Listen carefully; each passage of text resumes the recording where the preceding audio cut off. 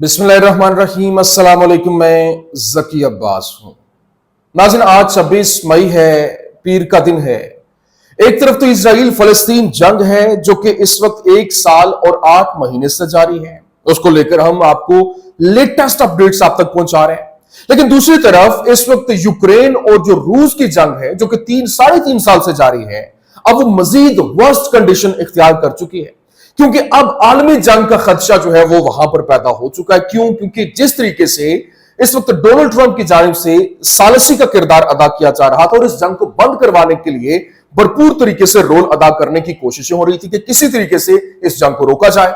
लेकिन अब रूस के ऊपर बाकायदा तौर पर जिस तरह से यूक्रेन की जानिब से हमला किया गया और इस वक्त जो रूसी प्रेसिडेंट है, जो प्यूटन को लेकर उसके ऊपर कातिलाना हमले की खबर है। और ना सिर्फ ये, बल्कि रूसी सदर प्यूटन के जहाज के ऊपर ड्रोन्स की बारिश हुई है, जिसको लेकर वहां पर पूरे का पूरा मंजरनामा तब्दील होगा, क्योंकि इस कदर तेज और बहुत जबरदस्त किस्म की बौछार हुई, जिसमें इस वक्त रूस की जानिब से जो जवाबी कार्रवाई करते हुए तबाहकुन बमबारी की गई और फिर यूक्रेनी फौजें वहां से भाग गई। 3 जो इनके मेन इलाके हैं, मेन शहर हैं, उनके ऊपर भी कब्जा कर लिया। क्या है ये, क्या स्टोरी है, रूसी सदर के हवाले से क्या खबरें हैं और किस तरीके से ये ऑपरेशन जो है वो लॉन्च किया गया, किसके आशीर्वाद के साथ हुआ और इसके पीछे कौन था। एक तरफ जब मुज़ाकरात चल रहे हैं और दूसरी तरफ जो अचानक से रूसी सदर के जो जहाज के ऊपर हमला कर देना, जिसने पूरे के पूरी दुनिया के अंदर इस वक्त बोलचाल खड़ा कर दिया है। ये क्या मामला है, ये आपके सामने रखना। और फिर इसके साथ साथ दूसरी जानिब फलस्तीनी मज़ाहमत की जानिब से हमला किया गया है, जिसमें जो इजरायली फौज है जो कि गजा के अंदर तकरीबन 77% जो गजा का इलाका है उसके ऊपर अपना तसल्लुत जमाए बैठी है, तो वहां से वो सुरंगों से निकलकर हमला कर रहे हैं, घात लगाकर हमले कर रहे हैं। और इस खतरनाक हमले के दौरान जो फौजियों से भरी बिल्डिंग थी उसको निशाने पर लिया गया, उसको टारगेट किया गया और वहां पर एक्सप्लोसिव मवाद जो है वो नस्ब किया गया। कैसे ये घात लगाकर हमला किया गया, ये तमाम पर डिटेल्स वन बाय वन आपके सामने रखते हैं। अच्छा नाज़रीन, सबसे पहले मैं आपको बता दूं, देखिए इस वक्त जो अमेरिका, जिसको लेकर हम आए रोज ये रिपोर्ट भी कर रहे होते हैं कि अब वो जो इस वक्त जो कह लें कि सबसे बड़ी ताकत अपने आप को समझता है, सुपर पावर अपने आप को कहता है, अब उसी सुपर पावर का जो एक अरूज था वो सवाल के अंदर तब्दील हो रहा है। और अब बाकायदा तौर पर जो नायब सदर है, अमेरिकी नायब सदर डीजे वेंस, उसने ऐलान किया कि बिला मुकाबला अमेरिकी गलबा का दौर जो है वो खत्म हो गया है। मतलब वो खुद तस्लीम कर रहा है। और फिर उसने कहा कि रूस, चीन और दीगर संगीन खतरात हैं और हर एक डोमेन के अंदर अमेरिका को शिकस्त देने के लिए वो पुरआज़्म है। हमें इस बात को यकीनी बनाने की जरूरत है कि अगर हम अपनी फौज को जंग के लिए भेजते हैं तो हमें इसे सही हालात से और सही आलात के साथ जो है वो वहां पर लैस करना होगा। और वो अभी भी जंगों की ही बातें कर रहा है।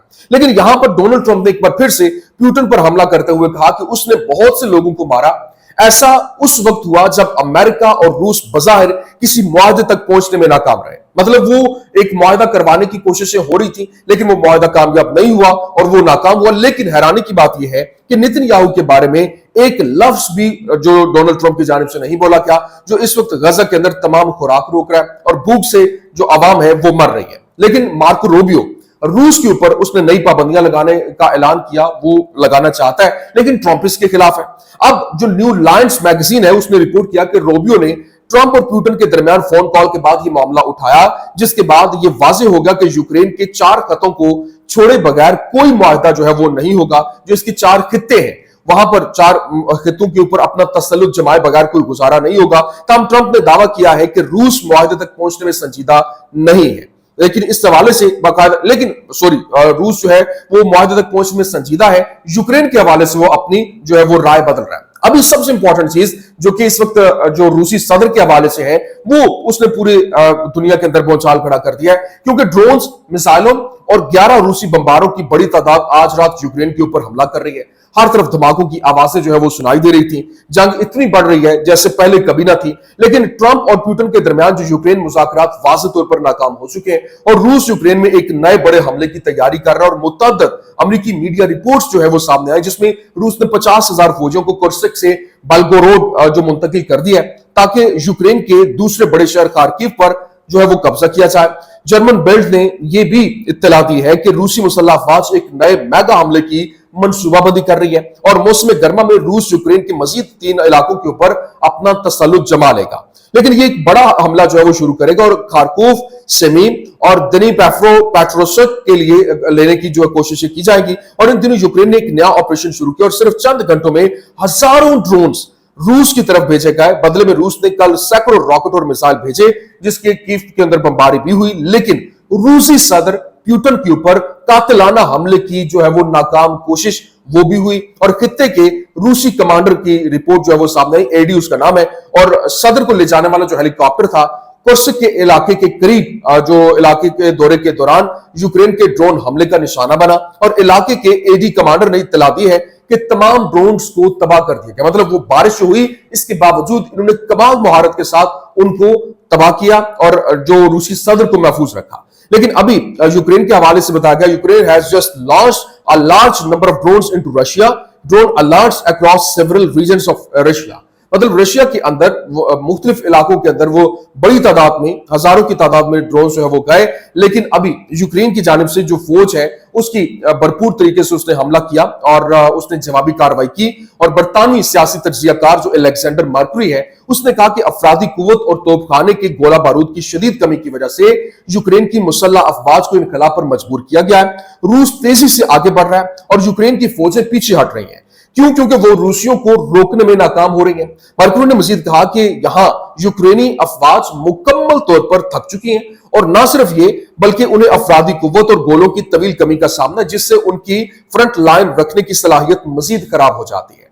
लेकिन अभी जो साथ ही साथ फौजी जो इनका फौजी अखबार है और जिसका नाम है 1945, उसने रिपोर्ट किया कि गोला बारूद, गोलों और एहलकारों की कमी की वजह से यूक्रेन की फौज मुकम्मल तौर पर तबाही का शिकार है। और अखबार कहता है कि यूक्रेनियों के पास फिलहाल रूसियों के तोपखाने के हमलों, कामिकाज ड्रोन्स और अजीम तबाहकुन ताकत के घबराहट वाले जो बमों का कोई हल नहीं है। और अगर ज़ेलेंस्की और इसकी यूरोपीय हामियों को यकीन है कि मुहासरा शुदा यूक्रेन की फौज गैर मुअय्यना मुद्दत तक लड़ना जारी रख सकती है, हर माह हजारों फौजियों को खोना पड़ता है और ये फ्रंट लाइन्स के अंदर कभी भी पेशरफ्त नहीं होगी या फौजों की बगावत, वो रूसी जो इस वक्त रॉयल्टी है वो खेल रहे हैं। लेकिन कोई भी इस तरह के नुकसानात को बर्दाश्त नहीं कर सकता और वो हमेशा के लिए रोबोट की तरह लड़ते रहेंगे।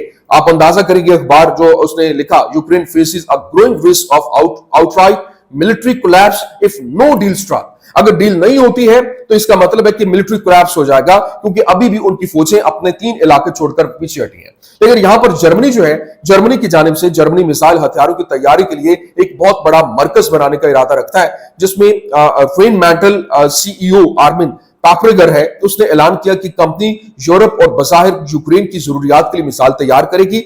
इनके मुताबिक अमेरिका में मौजूदा सलाहियतें काफी नहीं है और तरसील में 10 साल लग सकते हैं। यही वजह है कि रॉकेट टेक्नोलॉजी के लिए एक यूरोपीय मरकज कायम किया जा रहा है। लेकिन अभी दूसरी जानिब इस वक्त एक तरफ तो ये मामला है जिसको लेकर जो है वो डील करने की कोशिश हो रही है और देखा जा रहा है कि इसको कैसे डील किया जा सकता है। लेकिन दूसरी तरफ जो इस वक्त इजराइल और फलस्तीन का मामला है, उसमें भी मजीद तेजी आती हुई दिखाई दे रही है, क्योंकि इस वक्त तकरीबन 77% इलाका है उसके ऊपर इजराइल की जानिब से अपना तसल्लुत जमा लिया गया है। लेकिन अभी जो वहां पर हमले हो रहे हैं और फलस्तीनी मुजाहमत सुरंगों से निकलकर हमले कर रही है, घात लगा के हमले कर रही है। अब ऐसे सिचुएशन में जबकि इजराइल एक का नया हिरासती कैंप इंसानी इमदाद की तकसीम के इलाके के तौर पर इस बेस के अंदर सामने आया, इसके बारे में बहुत सी कुछ होशरुबा चीजें सामने आई हैं। और सैटेलाइट तस्वीर में गजा की जनूबी हिस्से के अंदर इजराइल की तरफ से बनाए गए जो चौकियों, गोदामों को दिखाया गया। ये इलाके कई महीनों में इजरायली अफवाज के रफा में पूरे इलाके को बराबर करने